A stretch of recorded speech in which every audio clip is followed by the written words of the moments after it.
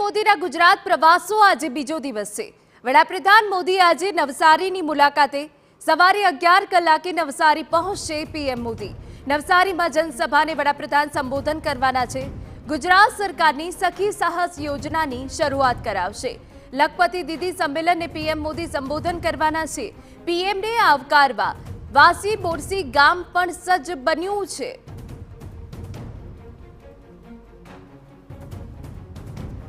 तो आज जे समग्र पीएम मोदीनो कार्यक्रम रहेવાનો છે તે નવસારીમાં રહેવાનો છે। ગુજરાત સરકારની સખી સાહસ યોજનાની પણ વડાપ્રધાન શરૂઆત કરાવવાના છે। લખપતિ દીદી સંમેલનને પીએમ મોદી સંબોધન કરશે, જેમાં મોટી સંખ્યામાં મહિલાઓ ઉપસ્થિત રહેવાની છે અને આ કાર્યક્રમ ખૂબ જ ઐતિહાસિક બની રહેવાનું છે। પીએમને આવકારવા ગામ પણ સજ્જ છે અને આપને જણાવી દઈએ કે જ્યાં આજે જે કાર્યક્રમ યોજાવાનો છે તેમાં જે સુરક્ષાનો મોરચો સંભાળ્યો છે તે મહિલાઓએ સંભાળ્યો છે।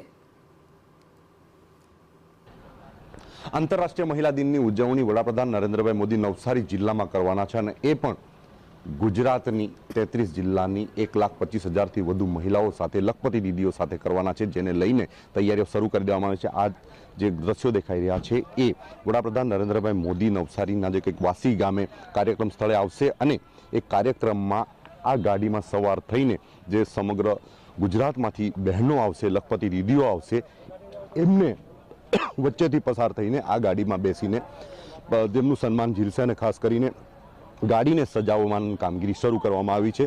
સમગ્ર જે કાર્યક્રમ છે એ અંતર્ગત સમગ્ર ગુજરાતમાંથી આવેલી બહેનો નરેન્દ્રભાઈ મોદીનું આવકાર કરશે અને નરેન્દ્રભાઈ મોદી એમનું સન્માન કરશે। ખાસ કરીને આ ગાડીને સજાવવામાં આવી રહી છે, ફૂલોથી સજાવવામાં આવી રહી છે। જે પબ્લિકનો જે વિસ્તાર છે એ વિસ્તારમાં વચ્ચેથી પસાર થશે અને એમાં અભિવાદન કરવા માટે અલગ અલગ વ્યવસ્થાઓ કરવામાં આવી છે।